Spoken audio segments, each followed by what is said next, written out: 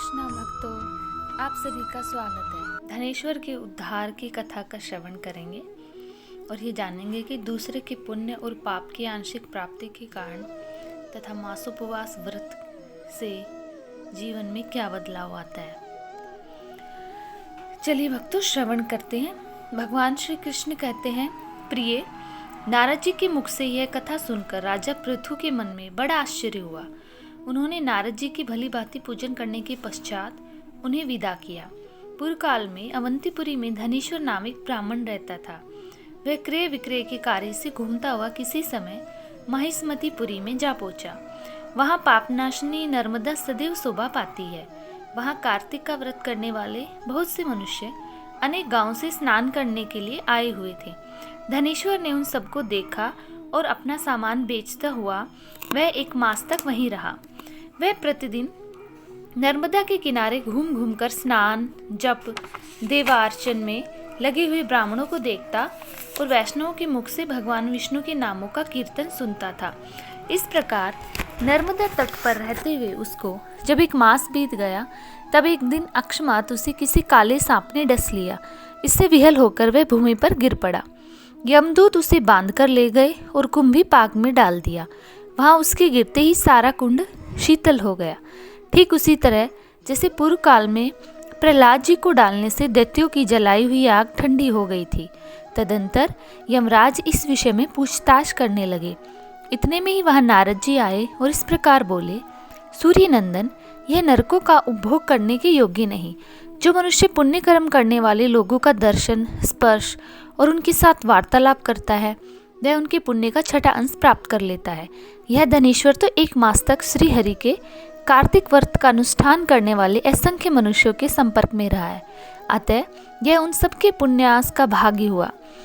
इनको अनिच्छा से पुण्य प्राप्त हुआ, इसलिए यह यक्ष की योनि में रहे और पाप भोग के रूप में सब नरकों का दर्शन मात्र करके ही यम यातना से मुक्त हो जाए।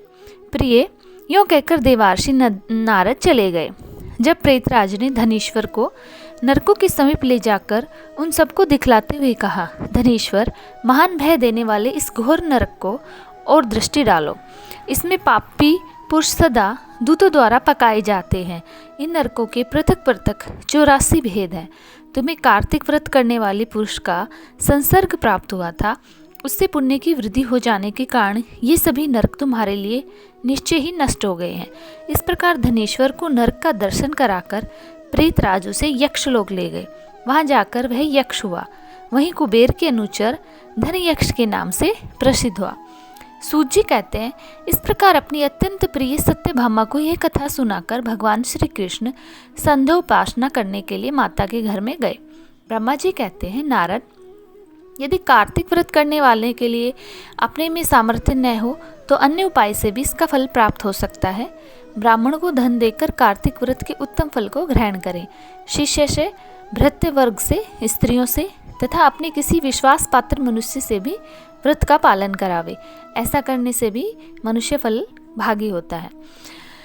नारद जी ने पूछा, पितामह, यह कार्तिक व्रत थोड़े परिश्रम द्वारा सांध्य होने वाले और महान फल देने वाला है, तो भी मनुष्य इसे क्यों नहीं करते? ब्रह्मा जी ने कहा, काम, क्रोध और लोभ के वशीभूत होने वाले मनुष्य व्रत आदि धर्म कृत्य नहीं कर पाते। जो इनसे मुक्त है वे ही धर्म कार्य करते हैं। इस पृथ्वी पर श्रद्धा और मेधा, ये दो वस्तुएं ऐसी हैं जो काम क्रोध का विनाश करने वाली है। इनसे व्याप्त मनुष्य भगवान विष्णु का श्रवण, कीर्तन आदि करता है, पर जिसकी बुद्धि खोटी है वह यह सब नहीं करता। इसी से वह अंधकारपूर्ण नरक में गिरता है। पढ़ाने से, यज्ञ कराने से और एक पंक्ति में बैठकर भोजन करने से मनुष्य दूसरे के किए हुए पुण्य और पाप का चौथाई भाग प्राप्त कर लेता है। एक आसन पर बैठने और सवारी पर यात्रा करने, श्वास से शरीर का स्पर्श होने से मनुष्य निश्चय ही पुण्य और पाप के छठे अंश के फल का भागी होता है। दूसरे के स्पर्श से, भाषण से और उसकी प्रशंसा करने से भी मानव सदा उसके पुण्य और पाप के 10वें अंश को पाता है। दर्शन और श्रवण अथवा मन के द्वारा किसी उसका चिंतन करने से वह दूसरे के पुण्य और पाप का शतांश प्राप्त करता है। जो दूसरों की निंदा करता है, चुगली करता है और उसे धिक्कार देता है, वह उसके की हुई पातक को स्वयं लेकर बदले में उसे अपना पुण्य देता है।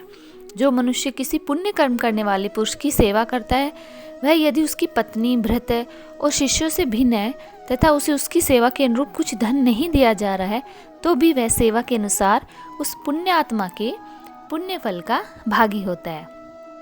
हरे कृष्णा भक्तों, इसी अध्याय को हम अपनी आगे आने वाली वीडियो में श्रवण करेंगे। जय श्री राधव, जय श्री माधव।